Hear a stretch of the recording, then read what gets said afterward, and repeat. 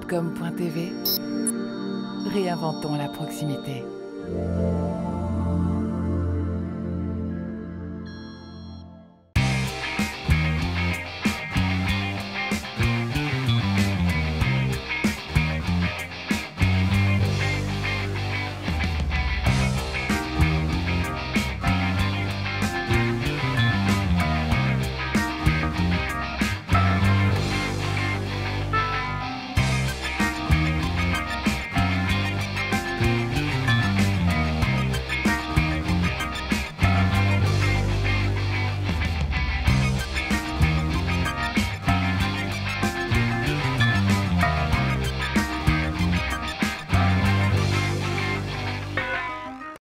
Salut à tous, j'espère que vous allez bien. Culture revient aujourd'hui avec un super programme et en plus avec un nouveau générique signé par Milena Mattioli pour la partie animation graphique et par Hubert Delgrange pour la partie musicale. Culture 4, c'est maintenant et c'est sur webcom.tv.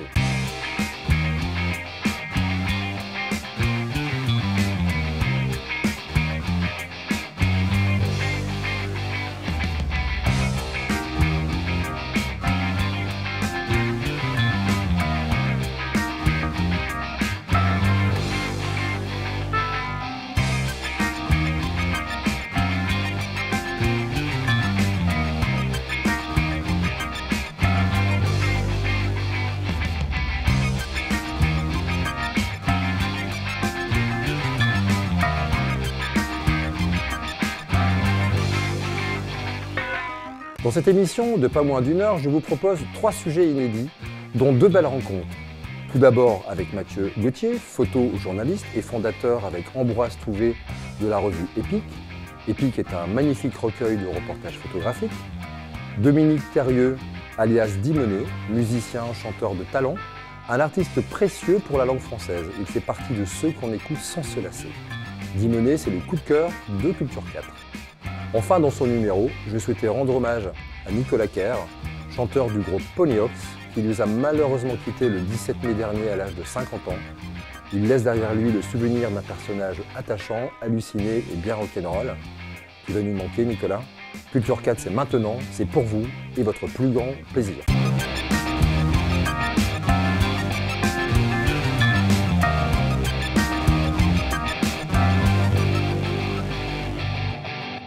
Épique, c'est 180 pages dédiées à la photographie documentaire qui fait la part belle à l'image. Pas d'actualité, mais des sujets choisis avec finesse par 2 passionnés, Jean-Mathieu Gauthier, photojournaliste, et Ambroise Touvé, le fondateur de l'agence Oblique, découvreur de talents et éditeur de beaux livres.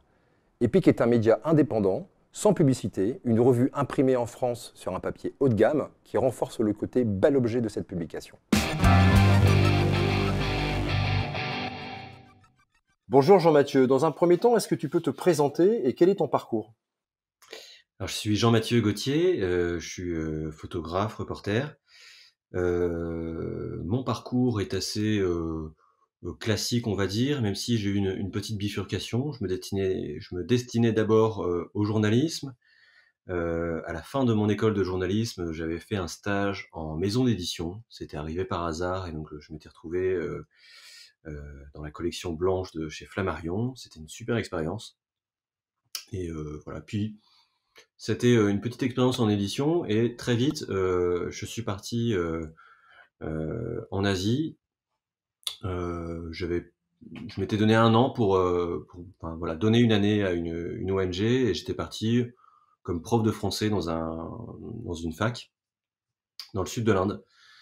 En rentrant, j'ai cherché du boulot comme journaliste d'abord et je m'apprêtais à me lancer dans la pige quand j'ai eu une opportunité avec un CDI, etc. Donc j'ai commencé dans le magazine d'une ONG, encore une fois, qui était basée en Asie du Sud-Est, ce qui m'a amené à beaucoup voyager dans ces pays-là pendant 5 ans. Et j'en suis rentré en 2014, et en 2014, j'avais envie de monter un nouveau média qui s'appelait Epic Stories et qui était un média en ligne. Le point de départ, c'était le manifeste 21 qui avait été, c'était un document qu'avait lancé Patrick de Saint-Exupéry et Laurent Beccaria dans la foulée de leur revue 21. 6 mois étaient à peine naissants. Et voilà. Et en fait, c'était toute une réflexion autour de ce que peut être un média aujourd'hui, et puis surtout, la question cruciale d'un média aujourd'hui, c'est son modèle économique.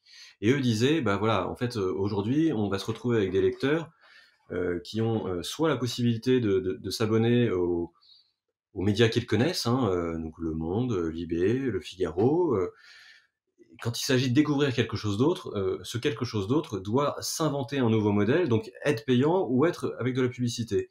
Et dans tout ça, bah, c'est difficile de faire le tri.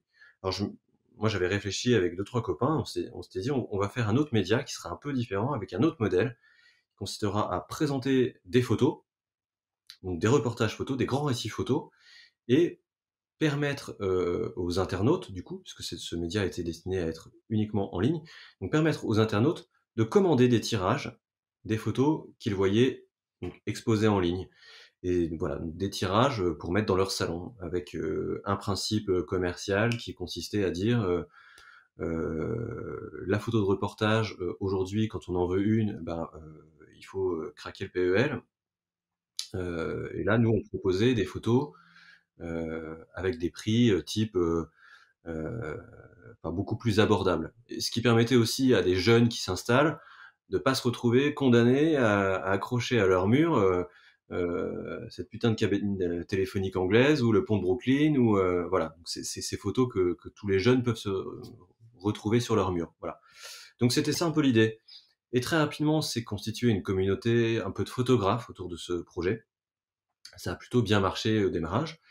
Et du coup, voilà, ça s'est fait de façon très progressive, très naturelle, une revue. J'ai décidé de créer une revue papier en parallèle. Moi, j'aimerais savoir comment est venue l'idée d'Epic. En fait, tu as fait une rencontre de ton acolyte, je crois, qui s'appelle Ambroise Touvet, voilà, Ouais, qui c'est lui, bien je ça. crois, était dans l'édition. Comment s'est fait cette rencontre et comment vous êtes arrivé à créer Epic? Alors, nous, on était en lien par différents biais. On avait été amenés à travailler ensemble. Donc, Ambroise a monté cette agence Oblique, qui est une agence qui fait vraiment que du corpo. Donc, il s'adresse à des entreprises qui ont un besoin en photo, en vidéo, et il va mettre en face des photographes. Il se trouve qu'il a fait appel à moi à deux, trois reprises, donc, comme photographe, et on s'est bien entendu, et voilà. Et voilà, moi j'avais monté donc Epic Stories, que j'ai arrêté en 2017 pour plein de raisons. J'avais un grand reportage en cours, j'avais une naissance, voilà, j'avais un troisième enfant qui arrivait, donc j'arrête. Et en 2019, avec Ambroise, on se retrouve autour d'un déjeuner, et puis t'en es où, j'en suis où, on en est où, voilà. On décide de s'associer sur son agence Oblique, et donc de travailler ensemble. Et puis lui avait le souvenir de la revue Epic, et il me dit mais c'est trop bête, il y avait vraiment quelque chose, il faudrait relancer ça. Et c'est vraiment lui qui m'a donné un peu la pêche, la foi pour relancer ce projet, et on l'a repensé. Et cette fois-ci, on l'a repensé vraiment à deux, et dans une dimension beaucoup plus ambitieuse. Jusqu'à présent, moi, c'était quelque chose que je faisais en plus, et qui était bien, qui était gentil. Les lecteurs d'Epic de jadis ont un bon souvenir, mais on n'avait pas le même niveau d'exigence. Voilà. Et maintenant, du coup, on est juste sur Revue Epic, avec un format qui s'est quand même beaucoup étoffé, puisque la première mouture faisait 100 pages. Là, on est à 184 pages, avec des partis pris qui sont très forts. Hein. Imprimer en France, ça n'est pas du tout anodin.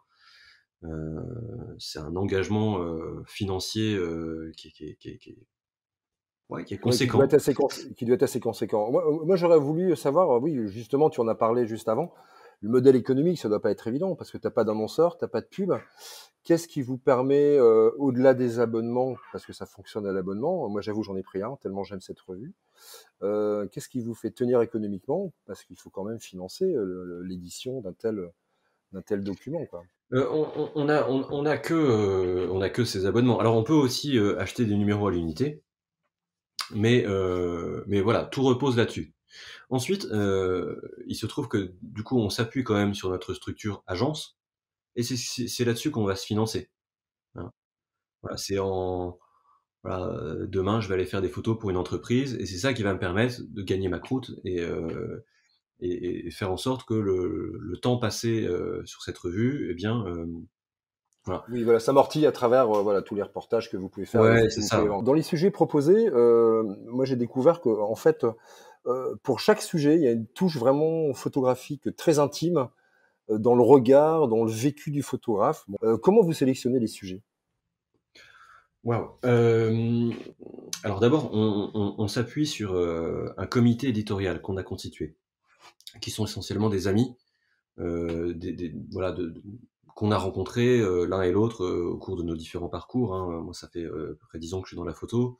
Ambroise, c'est pareil et donc voilà, on a constitué une espèce de on appelle ça un comité éditorial. Ce sont vraiment des gens, en qui on a une très grande confiance, hem, qui sont, photographes, qui sont photo-éditeurs, qui ont pu être, directeurs photo dans des magazines, qui sont directeurs d'agence. On a aussi deux profils qui sont intéressants. On a 2 consultantes en photographie. Ce sont vraiment heu, 2 personnes qui sont indépendantes et qui accompagnent des photographes dans leurs projets. Et c'est un métier qui est assez récent depuis, la fin des grandes agences. Voilà, les photographes souvent sont seuls et on prennent conscience qu'ils ont besoin d'être accompagnés et voilà, donc ils vont, voir, Agathe ou Chloé par exemple, qui sont très précieuses aussi parce que pour nous, dans notre comité, elles voient passer toute la journée énormément de projets photographiques, heu et c'est comme ça qu'elles découvrent un peu, certaines pépites, hein. On leur doit, la découverte, on doit notamment à Agathe la découverte d'une photographe comme, Tamara Eckhardt qu'on a publié dans le premier numéro qui est pour moi ça a été un super coup de cœur. On présente 4 grands récits et effectivement c'est toujours, un crève-cœur, parce que choisir c'est renoncer, hein, c'est ça, hein, l'expression voilà et c'est de la même manière, en fait, parfois, là, on se retrouve sur le prochain numéro, on va publier, un grand récit photo de Stéphane Gladieux et dans le choix et le renoncement, on est encore plus dans l'illustration parce que dans l'illustration de ce principe parce que on se retrouve à remplir 24 pages, et en fait, on en voudrait le double. Voilà, parce que la qualité, du sujet est telle que voilà, bon. Donc, à chaque fois, c'est toujours très, très difficile d'arrêter nos choix à seulement 4 grands récits. Mais voilà, après on se dit que, on a le temps, on a de quoi voir venir entre guillemets. Notre grand avantage, c'est que, on a posé comme, on s'est vraiment posé comme un trimestriel qui ne se focalise pas sur l'actualité. Ça signifie qu'on peut publier des sujets qui ont 4, 5 ans. Donc on peut vraiment aller chercher loin. Ça rejoint la question enfin, que je voulais te poser justement, parce que vous vous dites libre et détaché de l'actu immédiate. Moi, ça m'a bien plu, ça, parce qu'on Ouais. est tellement submergé par l'actu immédiate, c'est que, voilà, tu dis, waouh, et qu'est-ce que vous entendez par là, justement, quoi? Alors, notre principe, c'est qu'en fait, on ne va pas chercher des sujets qui sont, dans l'actualité, immédiate, hein, parce qu'on estime qu'on a besoin d'un certain recul. Les photographes, eux, je parle vraiment des photographes documentaires. Il faut bien distinguer, le travail de photographe documentaire et le photojournaliste. Évidemment, c'est très poreux, hein, et moi, en tant que photo, reporter ou photojournaliste, je fais des 2. J'ai des projets que je mène depuis plusieurs années et d'autres, il s'agit de répondre à l'actualité immédiate et voilà, donc, il faut le faire aussi. Mais il y a une histoire de recul. Et ce qu'offre, la photo documentaire, c'est ça. C'est vraiment une mise en perspective, un recul, par rapport à des situations. La situation, je reprends, hein, le sujet de Tamara Eckhardt, par exemple. Les Travelers, en Irlande, c'est un sujet qu'on a souvent vu traiter. C'est un sujet qui a son actualité en 2021, qu'il avait en 2019, qu'il avait en 2018 et qu'il avait en 1953 également. Voilà, il y a toujours une actualité sur ce sujet.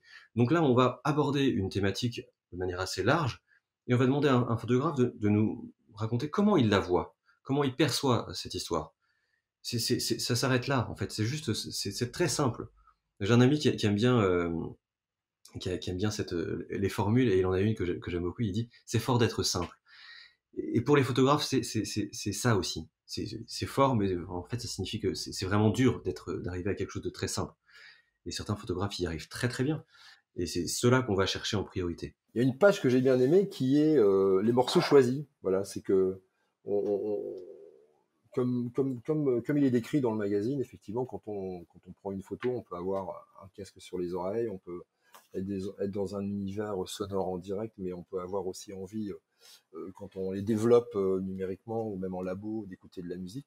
J'ai trouvé intéressant que vous laissiez, enfin que vous donniez la possibilité à ces quatre artistes photographes de faire des choix musicaux. C'était une volonté de proposer un plus et de donner un peu, de transmettre au lecteur effectivement ce que les photographes peuvent avoir dans la tête au moment où ils font la photo ou pas, enfin peu importe, mais en tout cas leur particularité, leurs goûts musicaux. On ne veut pas être qu'un magazine, donc une revue de photos.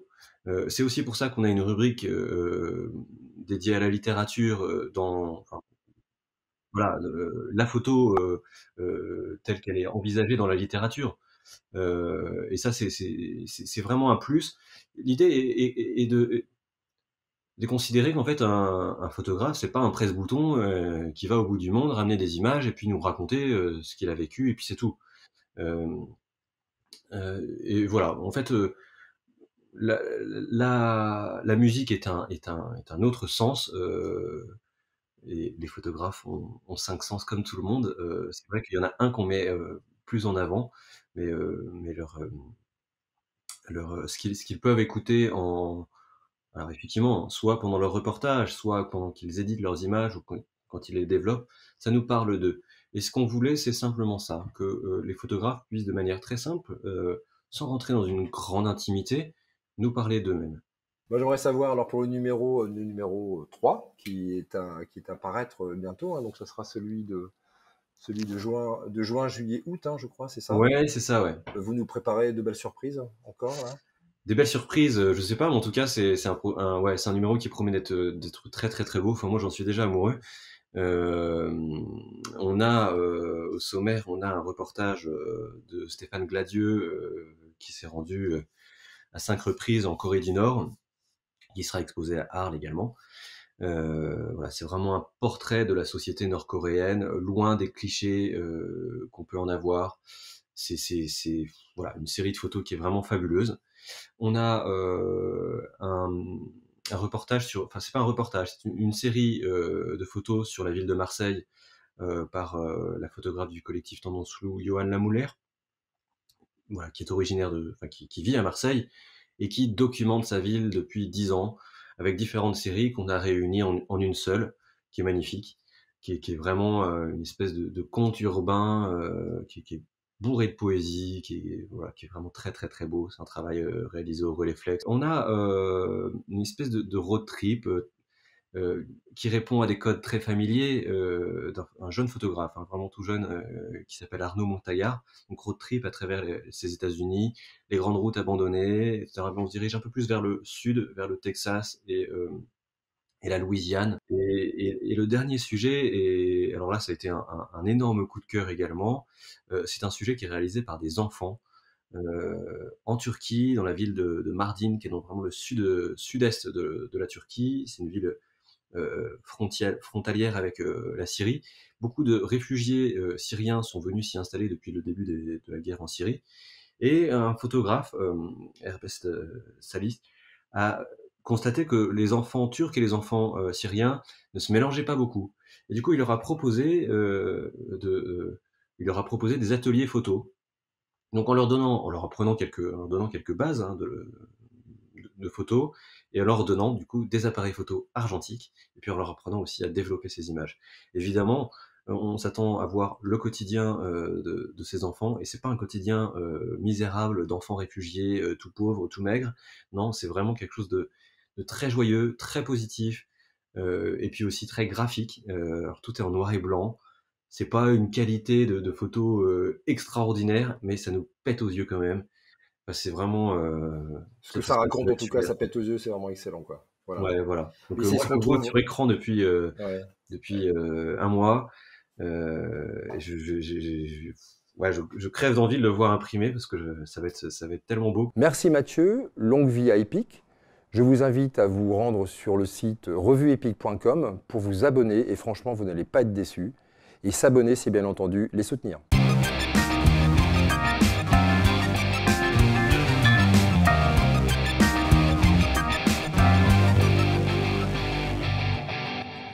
Dominique Tarieux, alias Dimonet, musicien, chanteur de talent, est avec nous sur webcom.tv. Dimonet est un artiste précieux pour la langue française et fait partie de ceux qu'on écoute sans jamais se lasser. Dimonet, une belle rencontre dans Culture 4, mon second coup de cœur.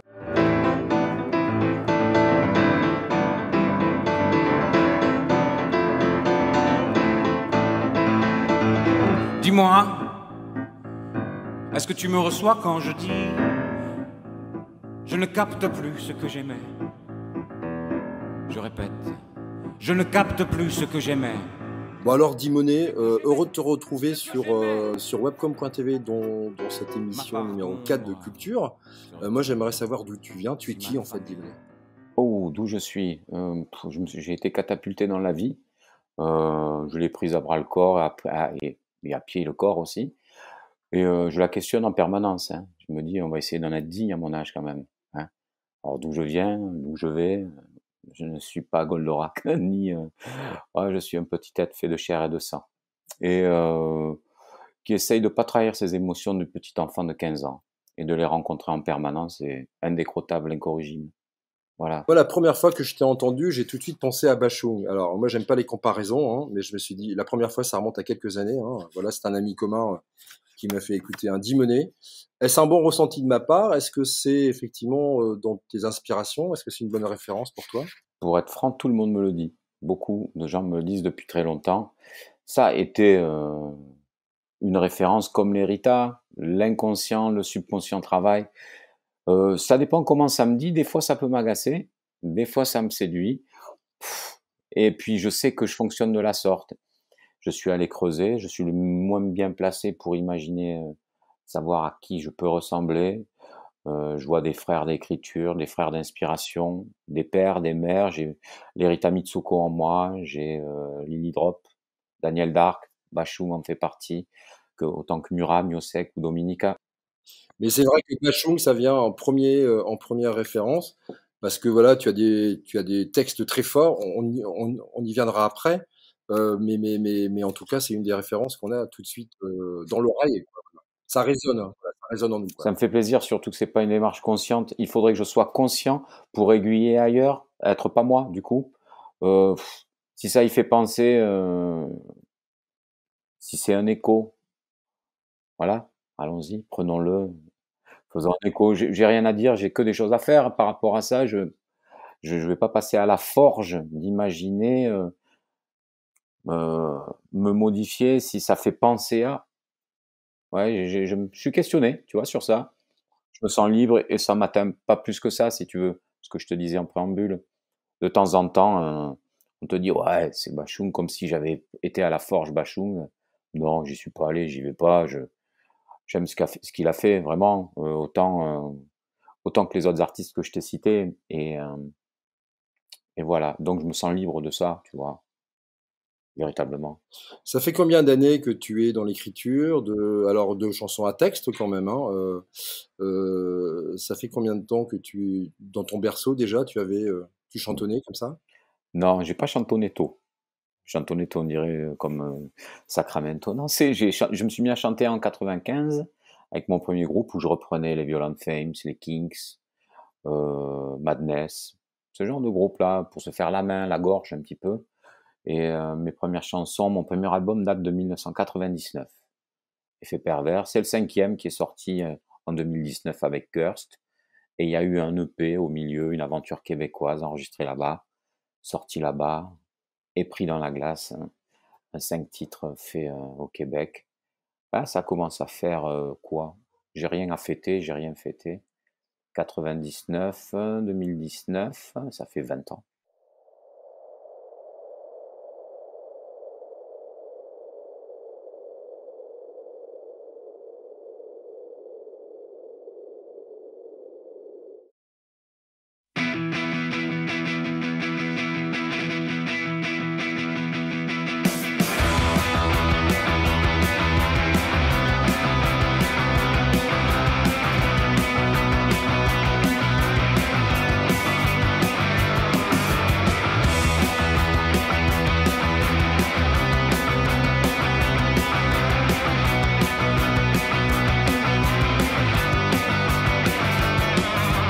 Hey, est-ce que c'est toi, Jiminy sur l'épaule?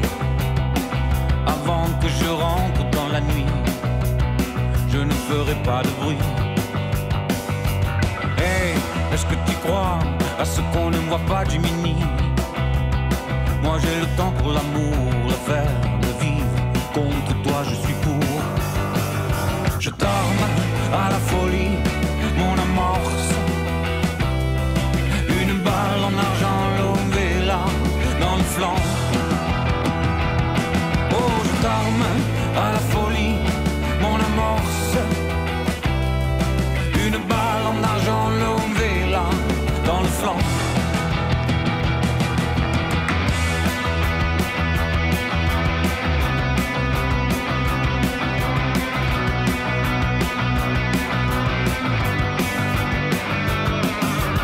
Hey, qu'est-ce que tu sens, Jiminy sur l'épaule?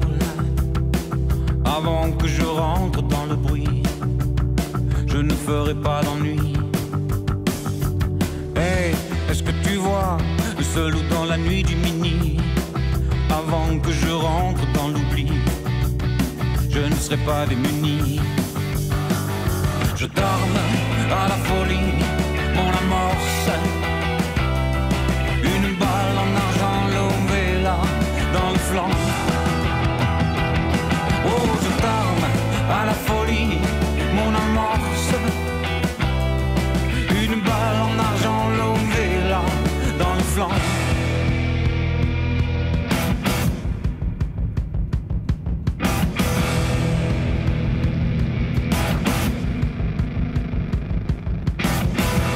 Est-ce que c'est toi, Jiminy sur l'épaule? Avant que je rentre dans la nuit, je ne ferai pas de bruit. Implorer le ciel, plutôt réparer les cieux. Tu disais avancer, avancer, avant c'était plus vieux. Est-ce que tu crois à ce qu'on ne voit pas, Jiminy? Contre toi je suis pour. Contre toi je suis pour. Je t'arme à la folie, mon amorce. Une balle en argent levée là, dans le flanc. Oh, je t'arme à la folie, mon amorce. Une balle en argent levée là, dans le flanc.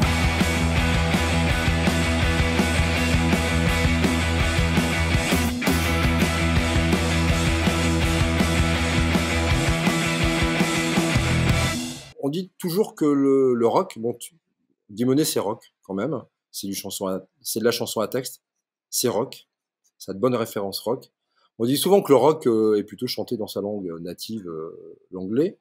Toi tu persistes, hein, tu y vas, c'est toujours en français. Est-ce que tu crois il est facile de marier rock and roll et langue française? Évidemment, le rock, ça vient de l'Angleterre, ça l'est. Moi, je fais de la chanson, ça me va. Re-questionner le format. Pour moi, ce qui est rock, c'est la frustration, c'est la colère, c'est l'ennui, c'est l'inabouti, l'inassouvi. Cette sensation fait se cogner à cette mode, à la forme d'expression. Si tu n'es pas en paix, ça c'est rock pour moi. La timidité transcendée sur scène en devenant un animal, ça c'est rock. Il y a des chanteurs qui sont bien plus rock que des rockers. on va dire, si on veut s'attacher au terme. Donc c'est plus une attitude. Tiens, j'ai mon enfant qui Ah ben se écoute, réveille. Je vais la chercher, elle va venir. tu peux Ça te la va, chercher, Jean-Marc? je laisse tourner, il n'y a J'arrive. pas de problème. Vas-y, vas-y. On a un artiste, voilà, qui a un jeune bébé et il s'en occupe, bien sûr, hein, de cette petite fille, je crois. Et on va sans doute la découvrir à l'image.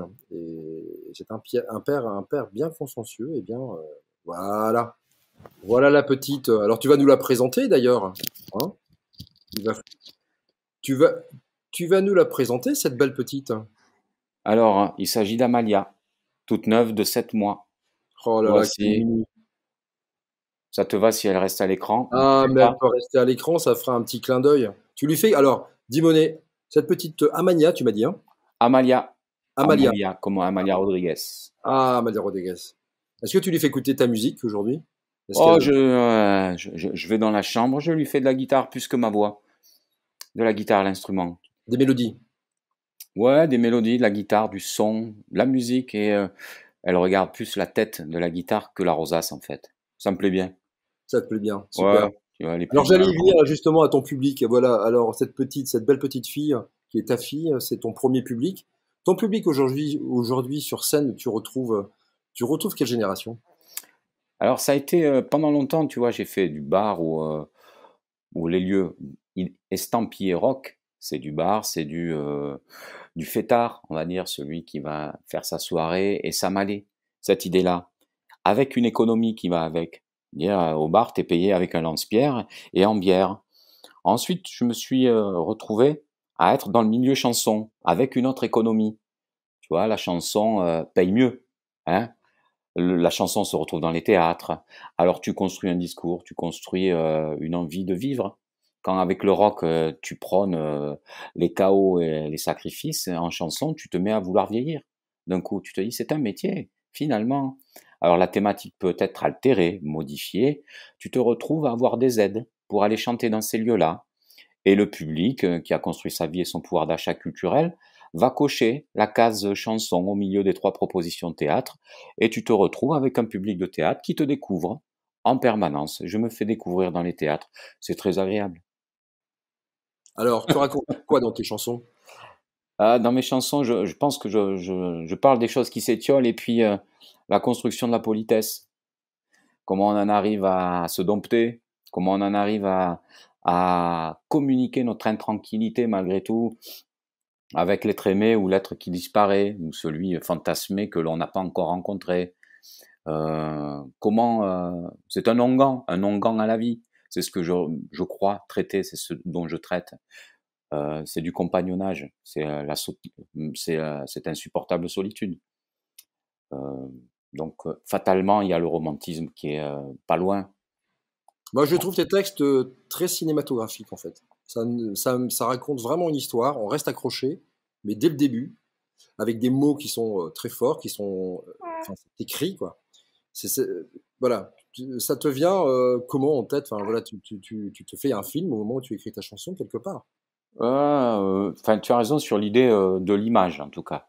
Moi, le mot qui suis pas, je ne suis pas un lettré, on va dire. Je lis pas, ça m'intéresse d'écrire, mais ça m'intéresse de jouer avec un mot comme on joue avec une pâte à modeler, un matériau, une souris morte pour un chat, ou une souris vivante que l'on tue, ou que l'on modèle, que l'on s'approprie en tout cas.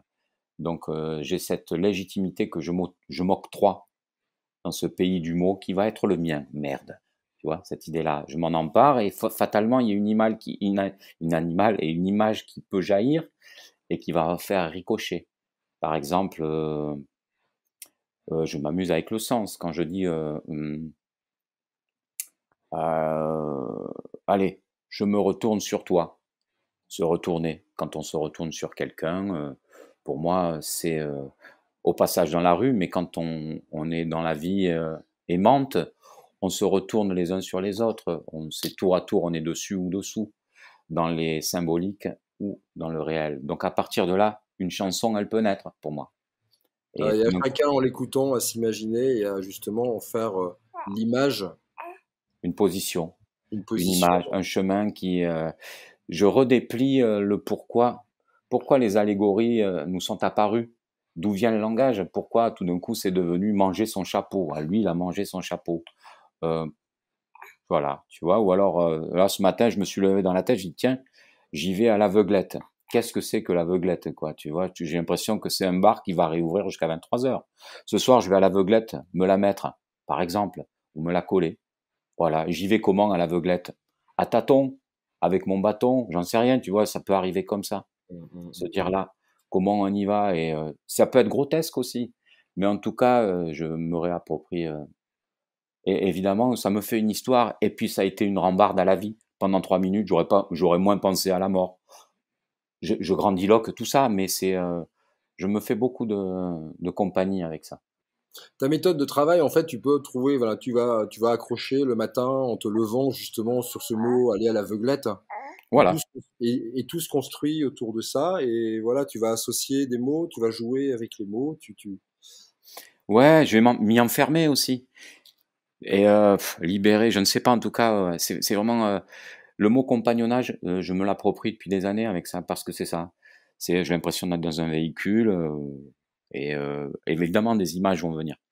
Ça pourrait se suffire que te dire, non, oui, je prends ce mot-là et je me construis ma présence, et ma présence au monde surtout, quoi.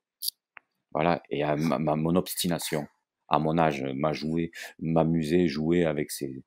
Normalement, les expressions, à un moment donné, où tous les mots, on trouve un boulot, c'est des gens sérieux dans la famille des phrases, les mots. Les parents vont pas s'inquiéter. Et moi, j'ai envie de leur faire prendre la rue en permanence. Voilà. J'ai envie de les oxyder. C'est la deuxième fois que tu me parles de ton âge, tu dis à mon âge. Oui, parce que quand tu vois ça, tu vois, je me sens chanceux. Tu es un jeune papa, Oui. es un jeune papa, Nimoné, ça se voit, là. Je le vois très bien. Attends, alors une petite merveille comme ça, tu restes jeune. Oui, c'est vrai que tu as raison. C'est moi-même qui vais me faire mon âge d'un coup. Si je me fais des vertiges avec les étages à mon âge.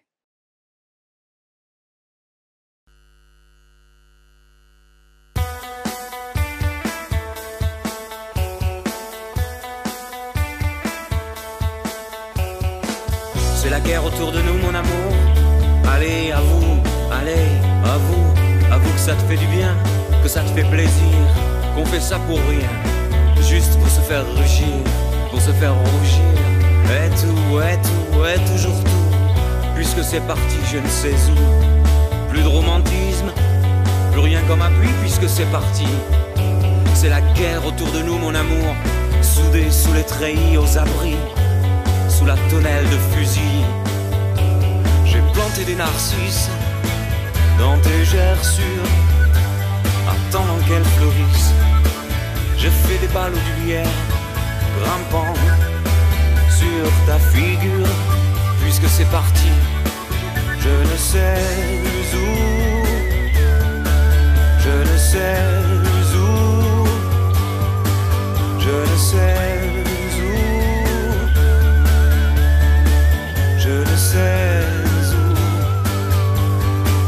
On a condamné l'ouverture, on voulait voir éclore le bout du tunnel de l'aventure. J'ai creusé des tranchées sous ta bouche, pas doué pour les baisers. Je te reconnais dans cette trêve qui te va si bien, drapé dans l'étendard, défendant nos glaives, ton petit bout de territoire, mon petit bout de terrain, le petit bout de terrain. J'ai planté des narcisses dans tes gerçures, attendant qu'elles fleurissent. J'ai fait des ballots d'huilière, grimpant sur ta figure, puisque c'est parti. Je ne sais où, je ne sais où, je ne sais où, je ne sais où.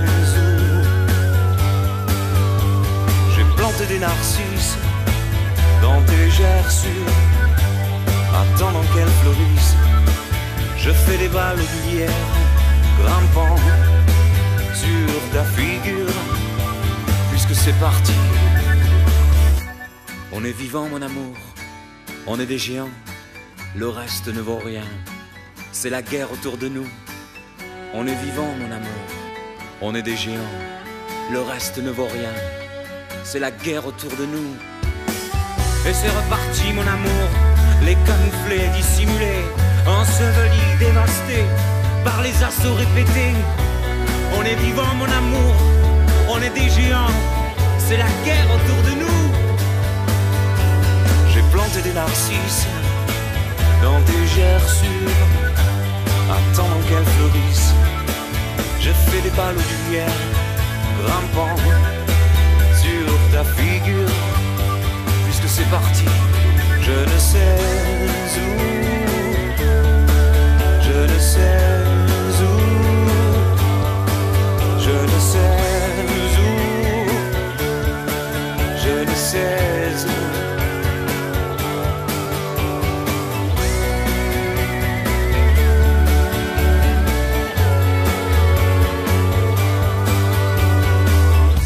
Avoue que ça te fait du bien, qu'on fait ça pour rien,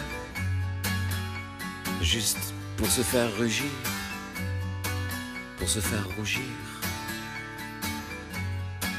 pour se faire rougir.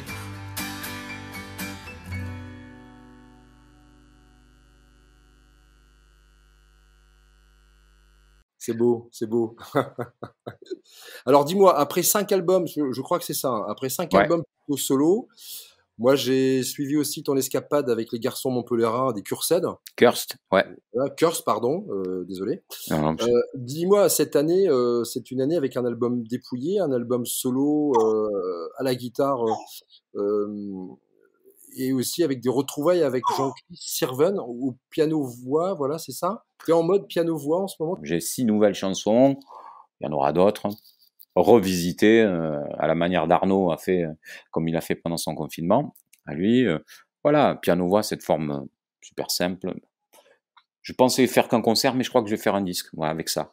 Ça va aboutir à quoi en fait? Ça va aboutir à une tournée, voilà, en duo, ça va tourner, enfin ça va aboutir à un album, ça va aboutir éventuellement comme voilà, à un travail, d'écriture, musicale et mélodique pour, avec les Cursed avec ce groupe de refaire un autre album. Explique-nous un peu là, les projets que tu as en cours, à partir de ce duo piano-voix. Ouais, j'aime me faire du relief aussi. J'étais dans cette aventure avec Kirst sur un album assez rock pop, avec 3 guitares, basse, batterie et clavier de temps en temps, avec tous les marqueurs du gang, quoi. J'avais envie de ça. Là, j'avais envie d'un relief nouveau qui était le piano-voix. On se l'était dit avec Jean-Christophe Sirven, avec qui j'ai joué 20 ans, qui est mon ami, qui est mon frère. On s'était dit, un jour, on fera une tournée piano-voix. Oui, oui, oui. Et c'est le moment. Je me suis dit, c'est carrément ça. Un piano dans le lieu où on va, sans guitare, dans le plus simple appareil de cette démarche bourgeoise, j'allais dire. En tout cas, simple. Tu nous balades depuis des années avec des chansons magnifiques, et en 2020, ça a été marqué, bon voilà, on sait, hein, on va pas en reparler, hein, 2020, pandémie, confinement et compagnie, et tu sors un recueil de textes. Ah oui. Moi j'ai pris une petite note. Qu'est-ce qu'elle est la biche à ne pas s'enfuir quand je passe à 110? Qu'est-ce qu'elle a la biche à ne pas s'enfuir quand je passe à 110? Ouais. Voilà. Quelle était cette envie de sortir ce recueil, une façon de laisser une empreinte dans la culture musicale française avec des textes un peu comme... Ce recueil a été fait pour quoi en fait? Oh, tu vois, c'est toute ma démarche dont je te parlais au niveau écriture tout à l'heure, ce fameux mot à l'aveuglette, des petites pastilles, des petites bulles de vie comme ça qui, avant que ça ne devienne des chansons, sont souvent des textes. La couture pour la chanson nécessite d'avoir un patron, couplet, refrain, pont, refrain doublé. Elle impose son format à la chanson malgré tout, même si de temps en temps je m'en écarte un peu de ce format-là. Ça peut être que une logorée sans refrain, ça peut arriver.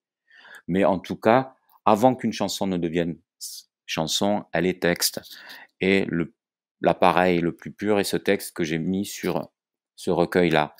Ce recueil a donné des textes qui sont devenus des chansons, d'autres pas. Donc ça a été la forme brute et première surtout. Dans Qu'est-ce qu'elle a la biche à ne pas s'enfuir quand je passe à 110. Voilà. Il y a une 52 textes qui correspondaient à l'âge que j'avais quand je me vois dont je parle depuis tout à l'heure. Et puis j'ai rien à cacher, donc un texte par an. Même si là j'en ai un deuxième de près, par exemple, de recueil. C'est allé beaucoup plus vite. Mais alors si on les additionne, tu fais super vieux, quoi. Vieux. Non, mais c'est parce que ça m'intéresse de construire ça comme si je jouais au mahjong, tu vois.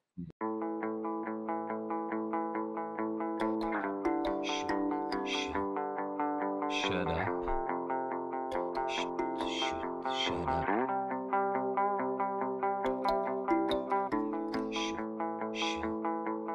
Shut up. Les humeurs silencieuses, les apnées longues où le son se languit, secret se rumine, percute dans la poitrine, par la panse transhume, sans rhume.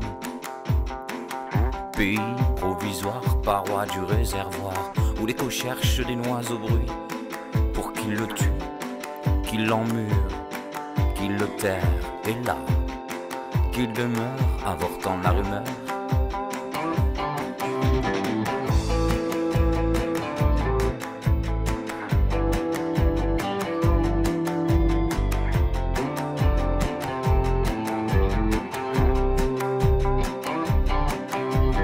Les yeux dans les phares, ivres de bourgeons, mûris dans les estives, ballonnés d'herbes rases, des mots à la racine, tubercules germés dans ce ventre en hiver, un terreau pour s'engrainer, être sans gueule à batailler, le verbe au végétal.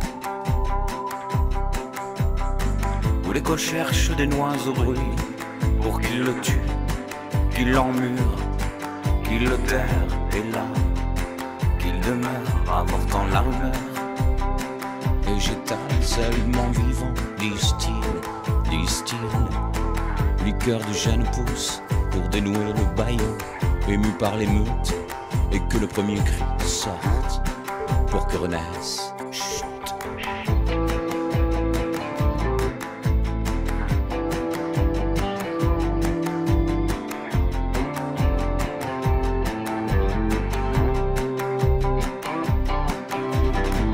Formule, tu deviens vulgaire, tu aimes découvrir, mais tu aimes là où tu te souviens.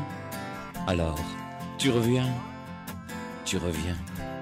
pour devenir de la poussière et grossir le talus sur lequel tu te coucheras, te remettre à imaginer, te projeter, être générique de la société des humains, où l'écho cherche des noix au bruit, pour qu'il le tue, qu'il l'emmure, qu'il le terre, et là, qu'il demeure, avortant la rumeur. Où l'écho cherche des noix au bruit, pour qu'il le tue, qu'il l'emmure, qu'il le terre, et là, qu'il demeure, avortant la rumeur. Emprunter les veines du domaine, là où se froissent les coquelicots, reprendre rouge en bouche dans son jus de chlorophylle, et que le premier cri sorte, et que le premier cri sorte, pour que renaisse le silence, pour que renaisse.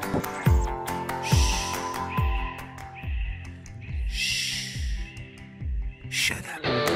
Où l'écho cherche des noix au bruit, pour qu'il le tue, qu'il l'emmure, qu'il le terre, et là, qu'il demeure, avortant la rumeur.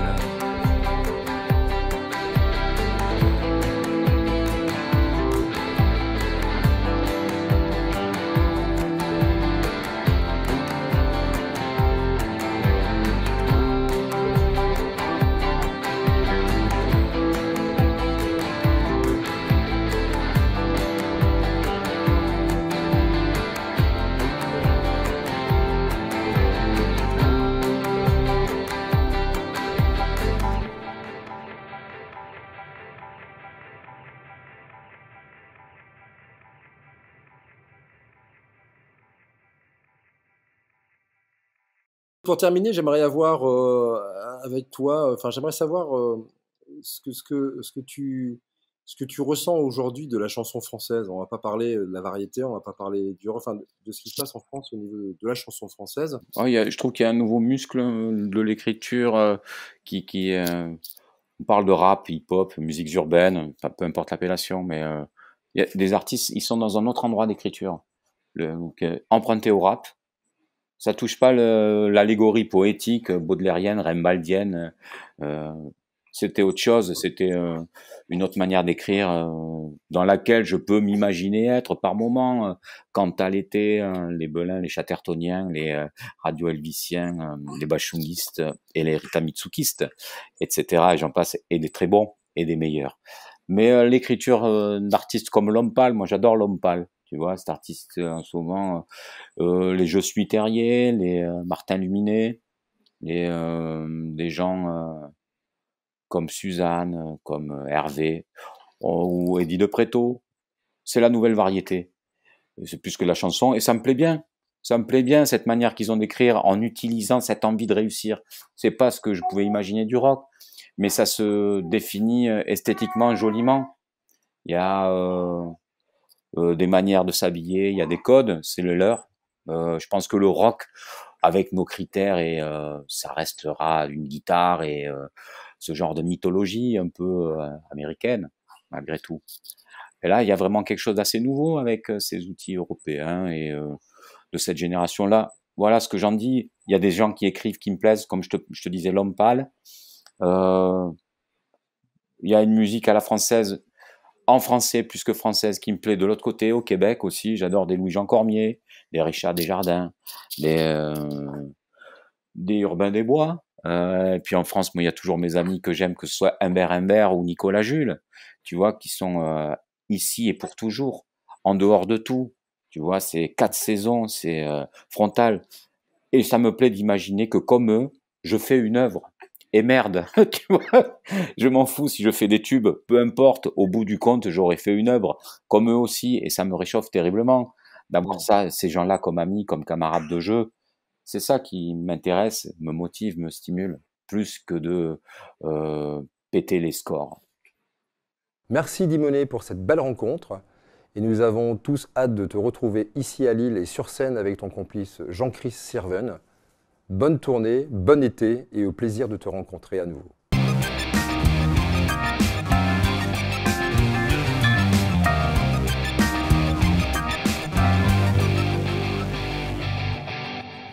Dans cette émission, je voulais rendre hommage à Nicolas Kerr, chanteur du groupe français Ponyox, qui nous a marqué dans les années 2000 avec un rock électronique dans la lignée des Sous-Wax et des LCD Sound System. Nicolas Kerr nous a malheureusement quittés le 17 mai dernier à l'âge de 50 ans. Il laissera derrière lui le souvenir d'un personnage halluciné qui était dans une espèce de mythologie de l'autodestruction et du rock'n'roll. Ses idoles s'appelaient Jeffrey Lee Pierce, Jim Morrison ou encore Lou Reed, tous disparus aujourd'hui.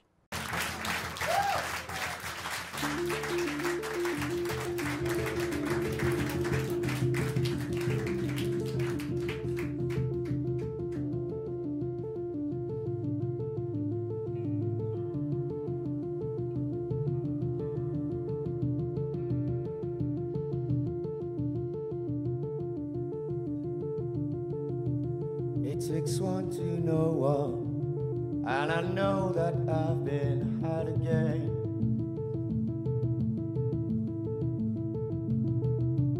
It takes one to know one, and I know that I've been frayed.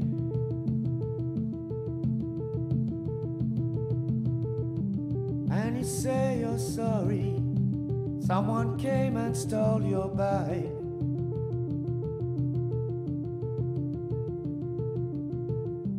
And I said, don't worry, why don't you go and take a hike?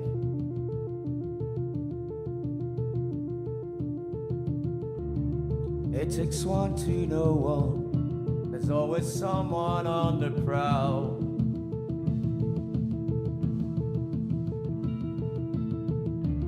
It takes one to know one, no game's fair and no game's foul.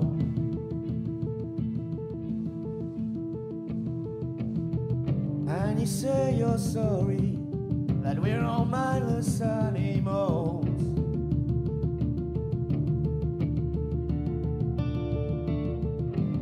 And I said, don't worry, I have already read the Bible. So stay with me. Stay with me. Stay with me till tomorrow. Oh!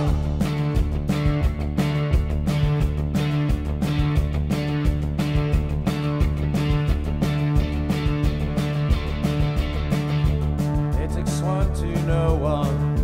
A week is long, its and is loud.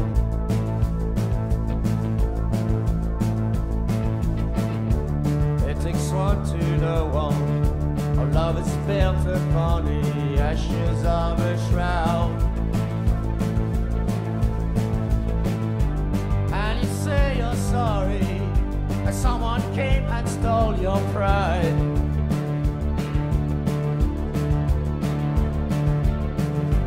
And I said, don't worry, we'll drown our shame side by side. Stay with me. Just stay with me. Just stay with me till tomorrow.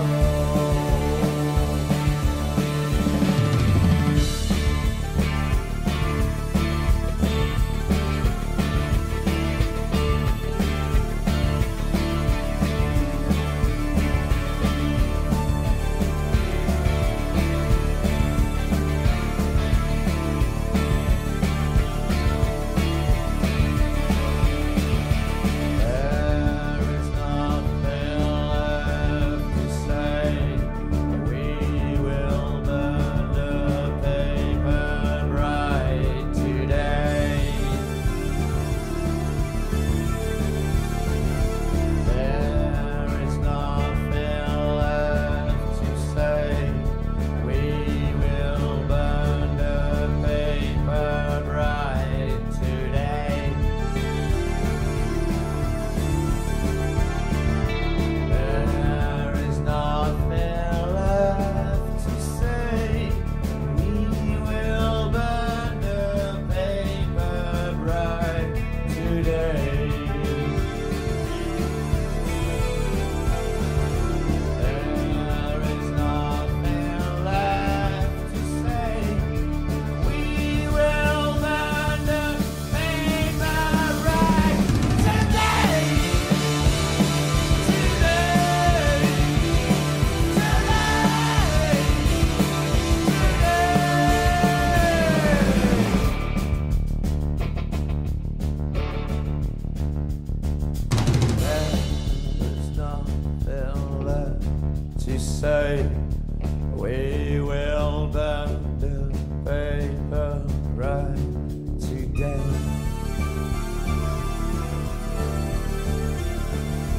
There is nothing left to say. We will burn the paper right today. Today.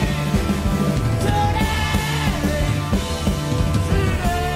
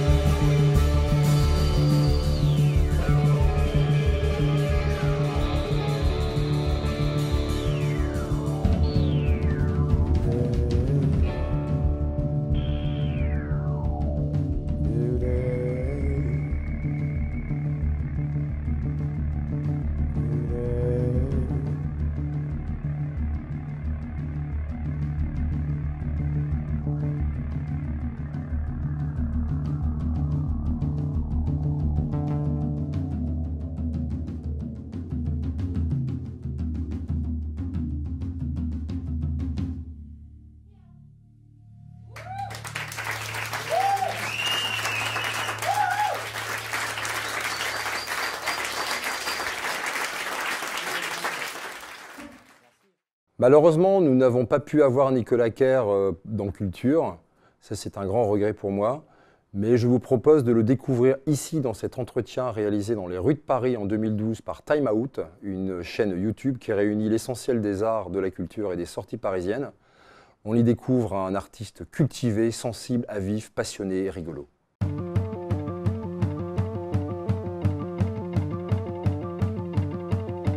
It takes one to know one, and I know that I've been had again. Et à l'époque, tu faisais quoi quand t'avais 19 ans? En maths sup. T'étais en maths sup? Ouais. C'était dans quelle étape? Une basement contest, Janson de Sailly, D'accord. Je connais pas, c'est dans quel quartier? 16e. D'accord, ah ouais. Moi j'étais dans les rallyes et tout. Ah ouais? Je prends ce meeting, vraiment. Et à la fin j'ai vomi sur mon smoking. C'est la fin de l'histoire. Ils m'ont plus invité. J'en pouvais plus. J'en pouvais plus, j'ai explosé. Après je suis allé vivre rue Saint-Denis, j'étais amiqué avec des putes. Tu vois, c'était radical, changement radical. It takes one to know one, and I know that I've been. Ça m'a beaucoup servi de faire les mathématiques. Moi, j'adore faire des démonstrations mathématiques. Je pense que j'aime pas le bordel en fait. Si j'écris un truc, c'est du bordel, c'est du délire, parce que j'écris à moitié libre, c'est complètement taré et tout, mais après je reviens toujours dessus en disant ouais mais là c'est. Il n'y a pas une sorte de.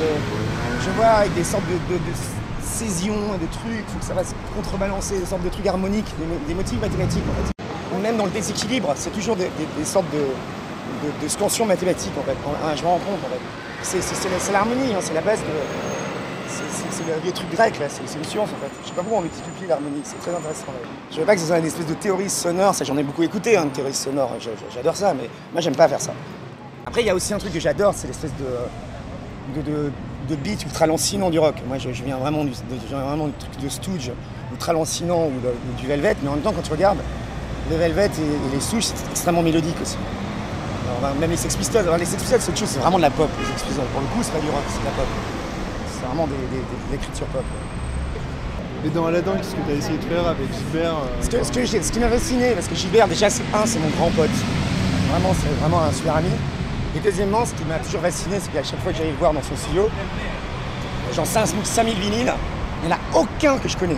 Mais sur 5000, en gros, il balançait un beat et, avec des textures, il fait des très belles textures, etc. Moi, j'essaie de faire des sortes de trucs pop, de chevilles avec des changements d'accords et tout. Ce qui est pas le Pognox, par contre, Pognox, c'est Barden qui fait tout. On Stu qui fait des arrangements, son côté, qui fait sur ça sur Reason, c'est Mudachi.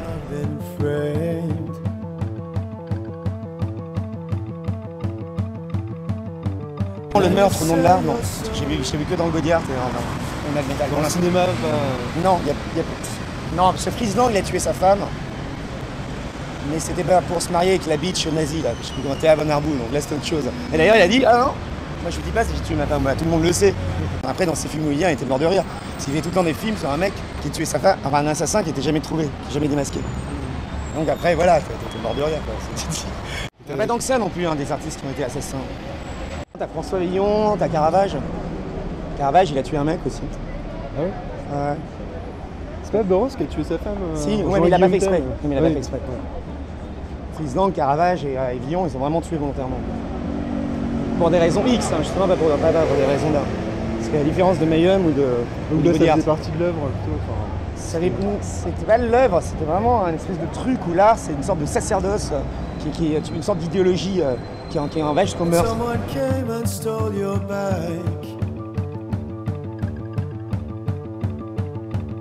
Faire un livre, c'est autrement plus de boulot.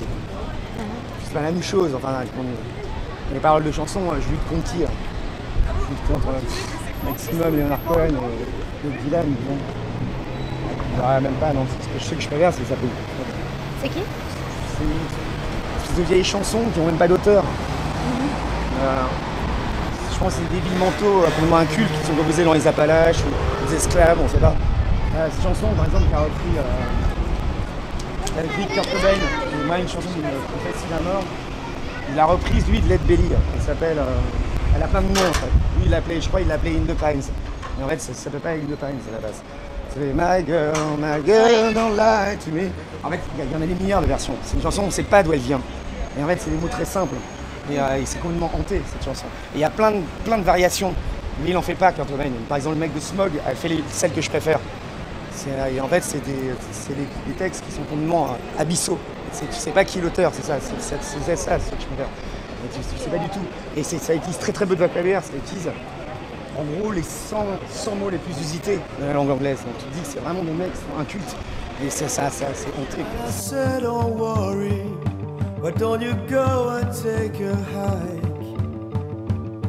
Quand j'étais plus jeune, j'étais vraiment destructeur. Je pense pas du tout l'être là, vraiment. Donc je pense vraiment que je vais crever à 105 ans. Ça m'étonne pas du tout. Ça m'étonnerait pas du tout en fait. Je me vois pas du tout mourir jeune en fait. Pas du tout.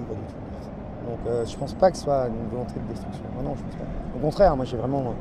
C'est d'ailleurs les filles qui ont été longtemps avec moi étaient assez étonnées. Elles se disent on a l'impression qu'on va se maquer avec un espèce de Jim Morrison fou. Finalement on est avec Homer Simpson. Quand elles me connaissent, elles se disent mais t'es vraiment Homer Simpson. Et quoi? J'ai des chaussons, je traîne en chaussons trouvés dans ma poche. Tu parles de Homer Simpson et tout. Enfin, qu'est-ce que pour toi un grand homme c'est quoi? C'est qui? Il n'y a pas de grand homme pour son valet. Je t'assure. Tu prends le mec le plus. C'est la statue du commandeur. Tu demandes à son majordome, tu vas voir, il va dire le mec, c'est un fond bout quoi. Oui, bonjour, Jean Moulin, tu parles, vas-y, va demander à sa femme. Jean Moulin. Jean Moulin, ouais, il pas été bourré, il s'est cassé la gueule dans le potager. Vas-y, Jean Moulin. J'adore cette vision d'histoire. C'est évident, enfin. Bah oui, le Mouftar, c'est marrant. Moi, j'allais juste j'allais jamais. It takes one to know one. There's always someone on the prowl.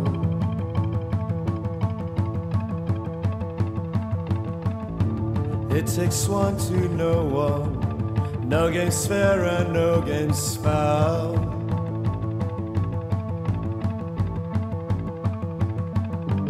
And you say you're sorry that we're all mindless animals.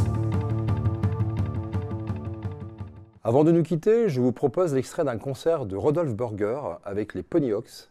C'était en 2016 à la Philharmonie de Paris pour une reprise du fameux What's Go On des Velvet Underground, un groupe mythique qu'adorait également Nicolas Kerr.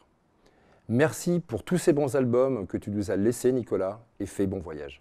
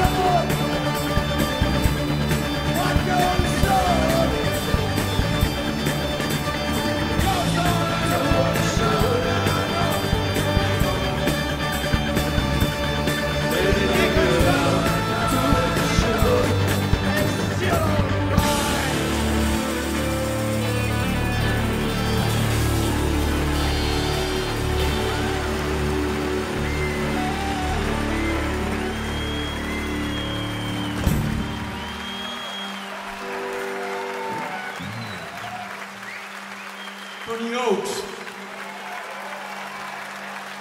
Nicolas Kerr. Merci à Mathieu, Dimonet et Nicolas. Culture 4, c'est terminé pour aujourd'hui. N'hésitez pas à liker, à partager. Et je vous donne rendez-vous dès la rentrée sur webcom.tv pour de nouvelles et belles émissions. Passez de bonnes vacances, profitez à fond de vos proches et de vos libertés retrouvées. Et surtout, prenez soin de vous. Je vous embrasse. Bye bye.